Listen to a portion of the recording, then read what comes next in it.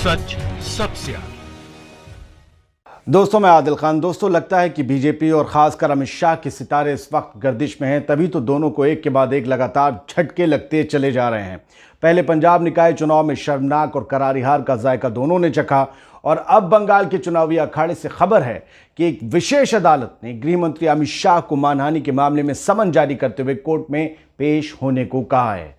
दोस्तों, अमित शाह के लिए और उनके जैसे मिजाज के इंसान के लिए ये किसी झटके से नहीं कम नहीं है, बल्कि यूं कहें तो किसी अपमान से भी कम नहीं है कि कोई कोर्ट अमित शाह को तलब करे, क्योंकि अमित शाह वहां तक नौबत पहुंचने ही नहीं देते। मामला उससे पहले ही निपटा चुके होते हैं। लेकिन ऐसा हुआ है, और इस मामले ने यह दिखा दिया है कि चुनाव की रैलियों में आप कुछ भी बोलकर, कोई भी जुमला छोड़कर या कोई भी आरोप लगाकर निकल नहीं सकते, बच नहीं सकते। उस दौरान नहीं तो आगे चलकर ही सही इसका हिसाब जरूर होगा, और शायद चुनाव के अखाड़े में ही होगा। तो फिर बंगाल में चुनाव का मेला सज चुका है। तारीखों के ऐलान से पहले वादों, जुमलों और आरोपों की बयानबाजी जमकर हो रही है, और ऐसे में अमित शाह को एक समन थमा दिया गया है जिसमें लिखा है, कोर्ट चाहता है अमित शाह हाजिर हों। अब खबर आपको तफसील से बताता हूं। अमित शाह ने अगस्त 2018 में कोलकाता में एक रैली के दौरान ममता बनर्जी सरकार पर भ्रष्टाचार के आरोप लगाए थे। उन्होंने ममता के भतीजे अभिषेक बनर्जी का नाम भी लिया था। अब इसी मामले में उनको स्पेशल कोर्ट ने नोटिस थमाया है। दरअसल पश्चिम बंगाल के विद्यानगर के special court, MP MLA court जो होती है स्पेशल कोर्ट, ने केंद्रीय गृह मंत्री अमित शाह को 22 फरवरी को पेश होने का समन जारी किया है। यह समन टीएमसी सांसद और सीएम ममता बनर्जी के भतीजे अभिषेक बनर्जी के मानहानि मामले में भेजा गया है। कोर्ट ने शाह से कहा है कि या तो वो खुद हाजिर हों या फिर अपना वकील भेजें। कोर्ट ने कहा कि आईपीसी की धारा 500 के तहत मानहानि के आरोपों का जवाब देने के लिए शाह का खुद पेश होकर या फिर वकील के जरिए अपना पक्ष रखना जरूरी है। इससे बचा नहीं जा सकता। पूरा मामला क्या है जिसमें यह समन जारी हुआ है अमित शाह को, बताते हैं आपको। 11 अगस्त 2018 का दिन था। कोलकाता में एक रैली हुई जिसमें अमित शाह शामिल हुए। उन्होंने अपने बयान दिए, और बयानों पर आपत्ति जताते हुए अभिषेक बनर्जी ने शाह के खिलाफ मानहानि का केस किया था। शाह ने उस रैली में कहा था कि ममता जी के राज में नारदा, शारदा, रोज वैली सिंडिकेट करप्शन, भतीजा करप्शन हुए। अभिषेक बनर्जी ने अपनी शिकायत में शाह के एक और बयान का जिक्र किया। इस बयान में शाह ने कहा था कि बंगाल के गांवों की जनता के लिए मोदी जी ने 3,59,000 करोड़ रुपए भेजे थे, वो कहां गए? ये पैसे भतीजे और सिंडिकेट को गिफ्ट कर दिए गए। बंगाल में चुनाव से पहले सबूत नहीं थे इसके। बंगाल में चुनाव से पहले बीजेपी और टीएमसी में तीखी बयानबाजी हो रही है। गृह मंत्री अमित शाह वैसे तो लंबे वक्त से पश्चिम बंगाल की मुख्यमंत्री ममता बनर्जी और उनके भतीजे अभिषेक बनर्जी को घेर रहे हैं, उन पर हमले कर रहे हैं जुबानी। लेकिन बंगाल में अप्रैल मई में होने वाले विधानसभा चुनाव से पहले बीजेपी और टीएमसी में बयानबाजी अब तेज हो गई है। शाह ने गुरुवार को दक्षिण 24 परगना जिले के नामखाना में ममता और अभिषेक पर कटाक्ष किया, तो ममता ने भी शाह को खुली चुनौती देते हुए कहा, दम है तो मेरे भाईपो यानी भतीजे के खिलाफ चुनाव लड़कर दिखाएं, फिर मुझसे लड़ने की बात करें। मैं तो कहती हूं कि शाह अपने बेटे को भी राजनीति में ले आएं, वो भी तो मेरा भतीजा है। दोस्तों, भ्रष्टाचार के मुद्दे पर अमित शाह की बेसर पैर की बयानबाजी से इतर बीजेपी में भ्रष्टाचार के आरोपियों को एंट्री देकर राजधर्म निभाने का सिलसिला जारी है। भ्रष्टाचार के सारे दाग बीजेपी में आते ही धुल जाते हैं। एक जबरदस्त वॉशिंग मशीन का इंतजाम वहां है।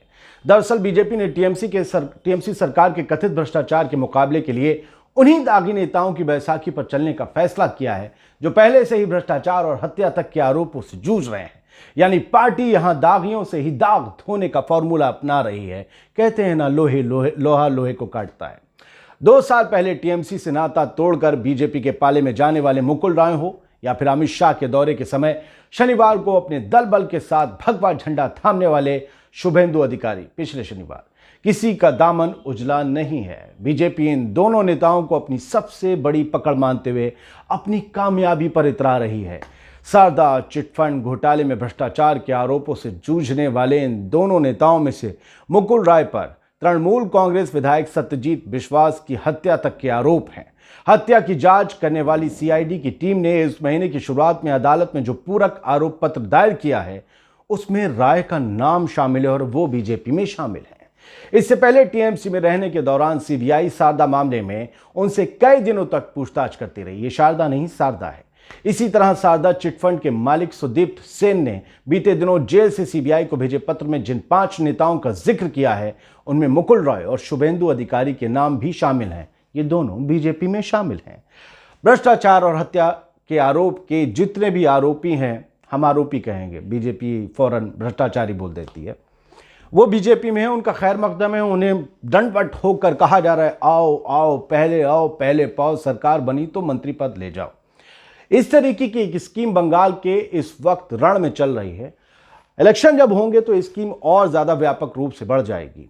अभी आप अमित शाह के बयानों को देखिए तो वो कहते हैं कि 33% आरक्षण महिलाओं को देंगे चुनाव में। कैसे देंगे, कहां से देंगे? नहीं, चुनाव नहीं, माफ कीजिएगा, सरकार बन गई तो नौकरियों में 33% आरक्षण देंगे।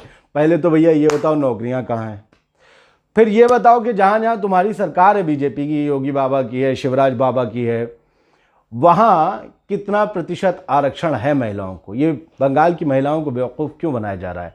बिहार में आपकी सरकार गठबंधन में है, वहां कितना आरक्षण है आप ये बताइए ना। आपकी और जगह सरकार है, वहां आपने कितना आरक्षण दे रखा है, आप क्यों नहीं बताते? हिमाचल में कितना है, उत्तराखंड में कितना है? केंद्रीय सरकार ने कितने % आरक्षण दिया है महिलाओं को?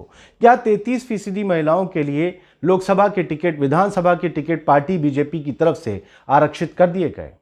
ये कदम तो आपको वहां से उठाना होगा जहां आपका घर बना हुआ है। आप कह रहे हो कि मेरे इस शहर में मेरा एक घर बनवा दो, उस घर के आगे से कोई भूखा नहीं जाएगा। लेकिन जहां आपका घर है, जिस शहर में, वहां तो आपके सामने और अगल बगल सब भूखे पड़े हुए हैं, नौकरियां हैं नहीं, महिलाएं भी कह रही हैं, और महिलाएं तो सुरक्षित ही नहीं। यूपी में क्या हो रहा है देख रहे हैं सब। आप कहते हैं कि वैक्सीनेशन जब कोरोना का पूरा हो जाएगा तो सीएए लागू कर देंगे। ये किस तरीके के सब्ज बाग दिखा रहे हैं आप? एक ऐसा कानून जिसके खिलाफ देश की अधिकांश जनता खड़ी हो रही है, आप उसको लागू करने की बातें कैसे करते हैं? क्या आप कट्टर वोटों को जोड़ने की कोशिश कर रहे हैं?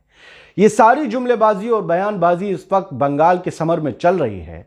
और उसी समर में 2018 में 19 में बोले गए एक बयान पर अमित शाह को समन जारी हो गया है।